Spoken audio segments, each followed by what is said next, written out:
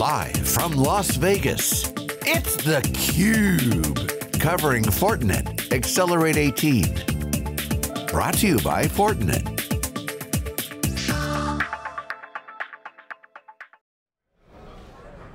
Welcome back to theCUBE's continuing coverage of Fortinet's Accelerate 2018. I'm Lisa Martin, joined by my co-host Peter Burris, and we're excited to be joined by a Fortinet customer, Troy Miller, the Director of Technical Resources from Clark County School District. Troy, welcome to theCUBE. Thank you.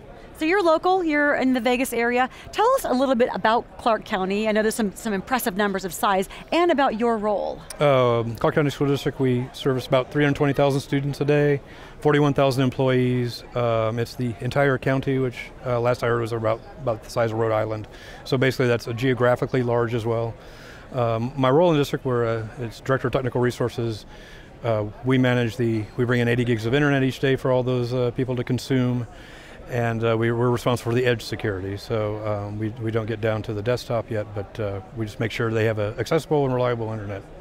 So 320,000 students and 41,000 employees. How many devices is that connecting to your network, or do you have any idea? And even ones that were just district owned might be closer to 420,000 probably, if you count all the labs, and then everyone brings in their own 1 or 2 or 3 devices with them, their phone, their iPad, their laptop. So there's not an exact count, but I'm guessing well over 450,000 probably. And you've been with Clark County for a while, and you've been in education for a while. Talk to us about the technology evolution that you've seen take place, the opportunities that gives educators and students, as well as the opportunities that it provides on the security side that you have to combat.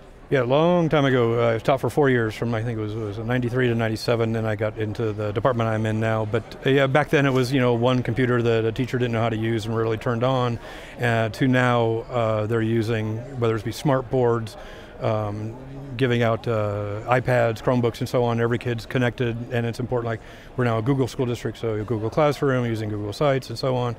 And so it's important. And what the evolution of that is just that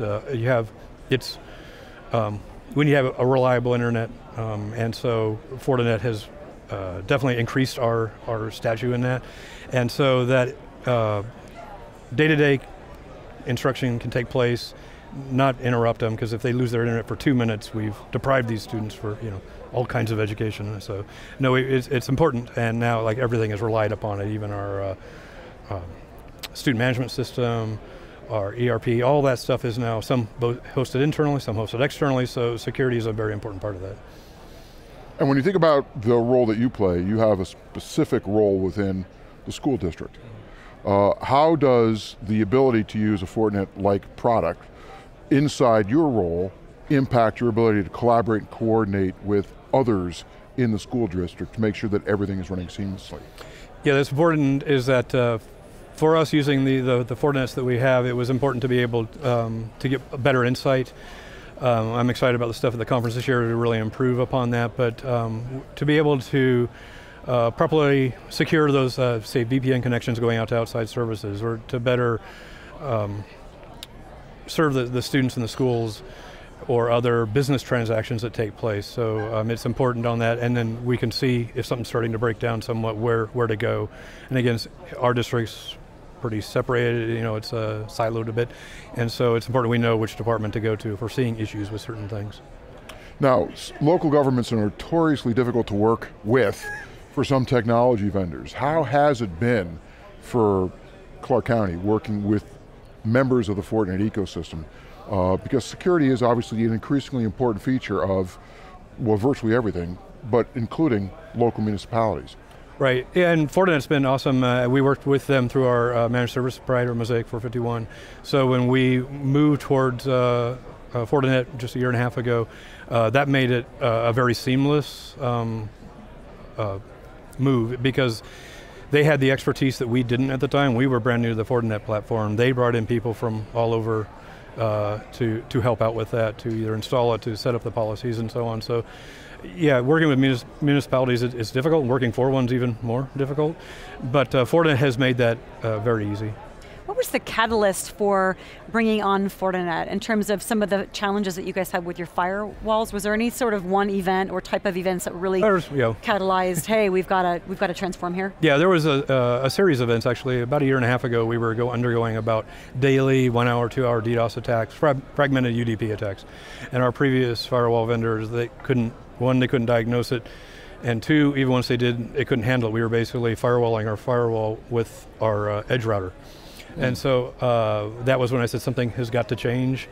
And that's when I contacted Mosaic 451 and said, I need help. I can't be doing this every day because the staff obviously were upset, and so was I. And so Fortinet actually back then, our first involvement with Fortinet, they sent out 2 chassis and said, here, try them out, see if this will stop the attack. We think it will. And we got them going within a few days, and sure enough, it did. And so that told me I need to make a move.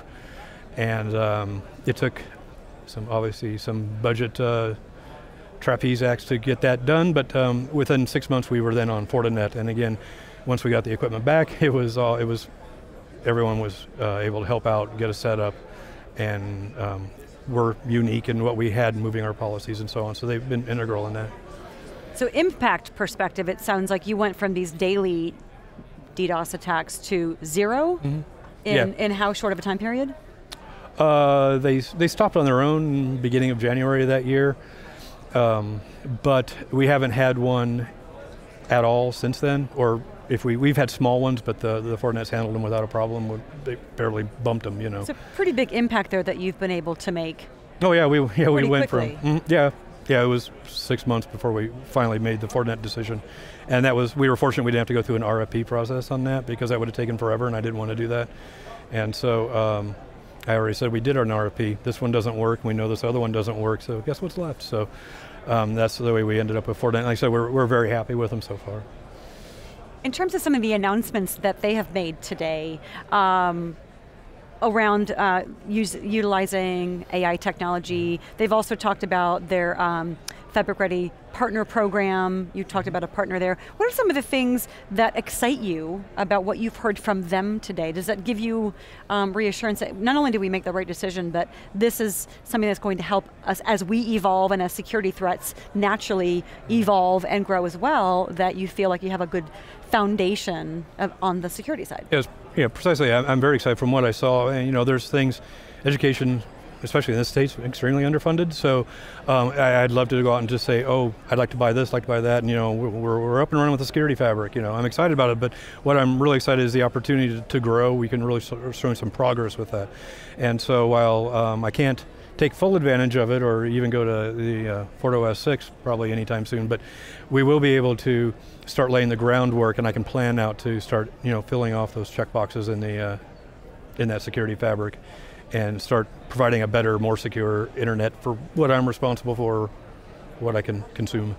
So education, like everything else, is changing. What are the set of options that become more available to you and to Clark County School District as a consequence of bringing in a new security fabric that's capable of accommodating a little bit more complexity, a little bit more automation?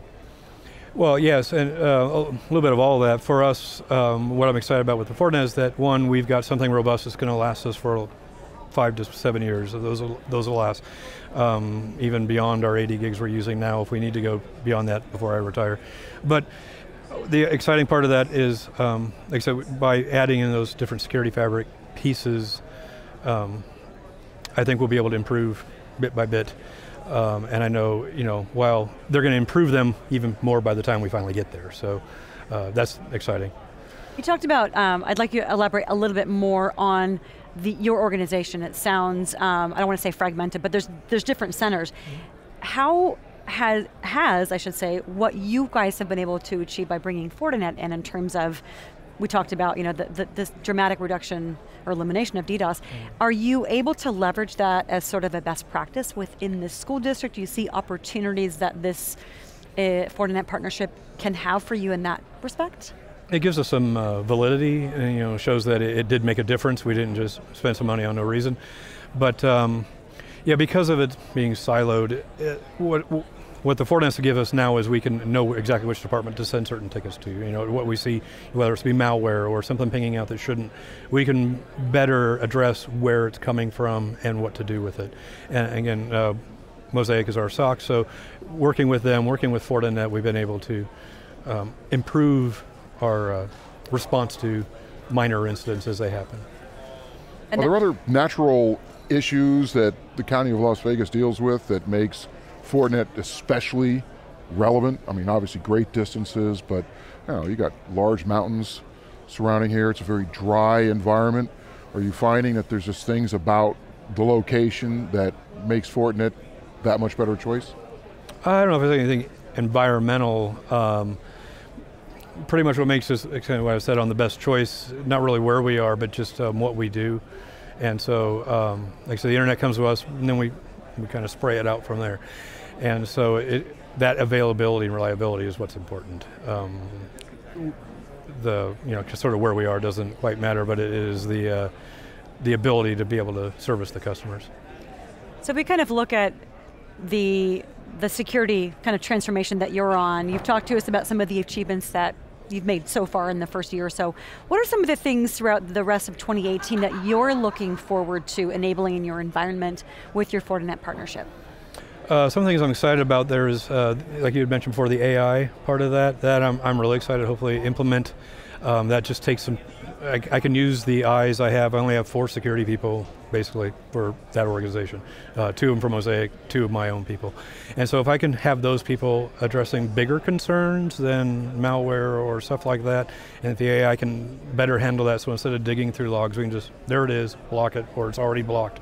That would save us, and I can use that talent for more serious items. You know, we're completing we already completed our edge redesign and networks, and we're now redundant on that. We're working on our internal network, so if we can spend more time making those things more robust to then take advantage of the security fabric as we're able to take advantage of it, then that's all the better. In most enterprises, there's a partnership that has to be established between security architecture, security operations, the business, and especially employees. Employees have to take an active role to successfully do security. Kids and schools are not necessarily well known for having consistent behaviors. How has that affected your environment, and what can enterprises learn as they think about having to serve increasingly unruly customers in their markets? Yeah, that's one of the things I'm just starting to dip my toe into to plan for next year is more of an education for it, but then holding them accountable for that education.